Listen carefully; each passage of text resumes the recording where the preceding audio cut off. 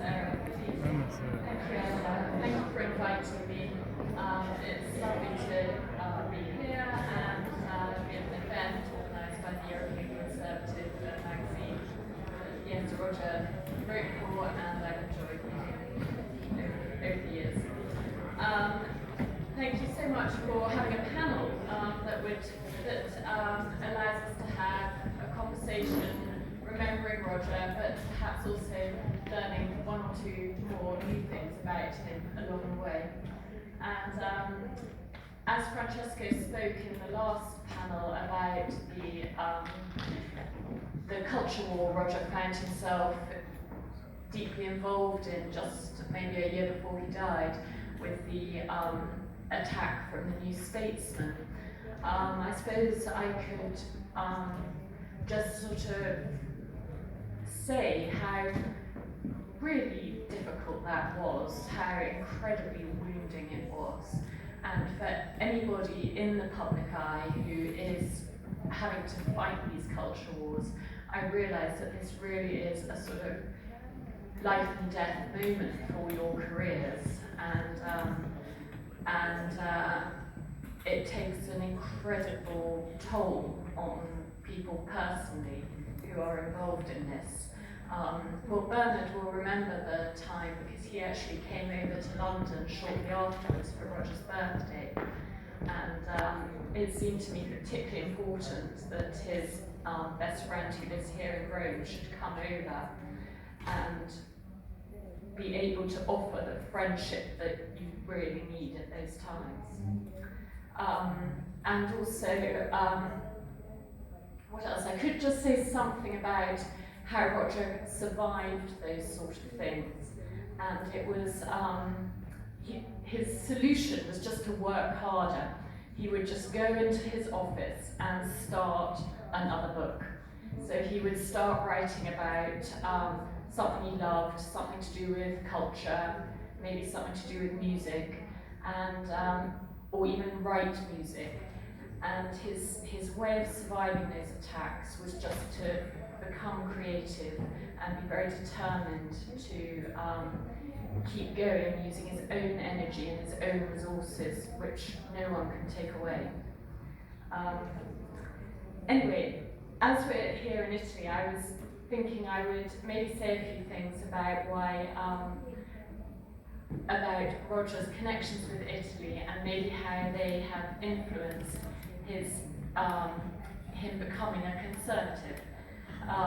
He travelled to Italy first back in the 1960s, I believe, to visit Bernard and his wife and his future wife, Maria Teresa, who is here this evening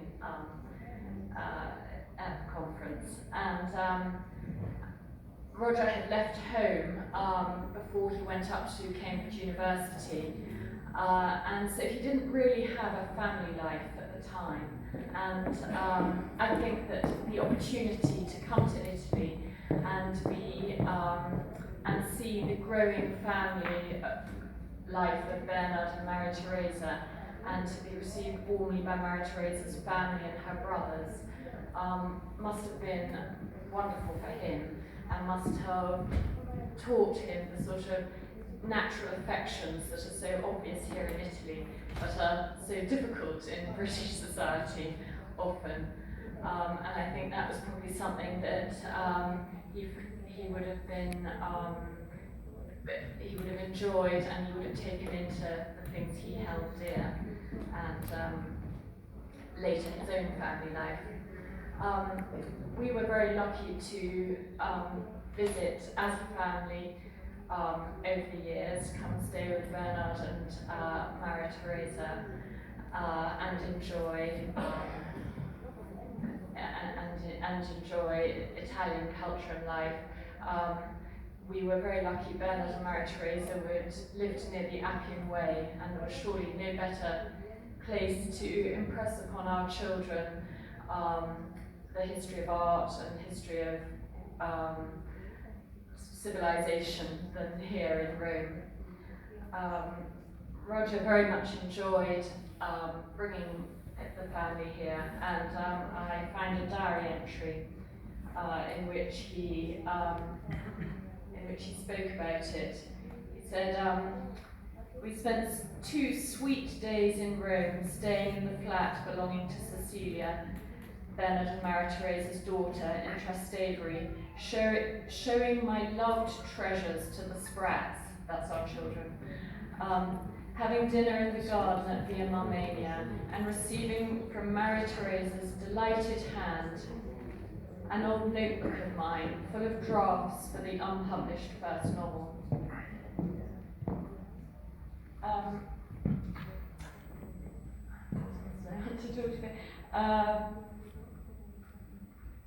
Yes, also one visit, Roger wrote a lot about music, and in his autobiography, Gentle Regrets, he says that his love of opera started with The Marriage of Figaro and some wonderful Italian opera that he enjoyed so much.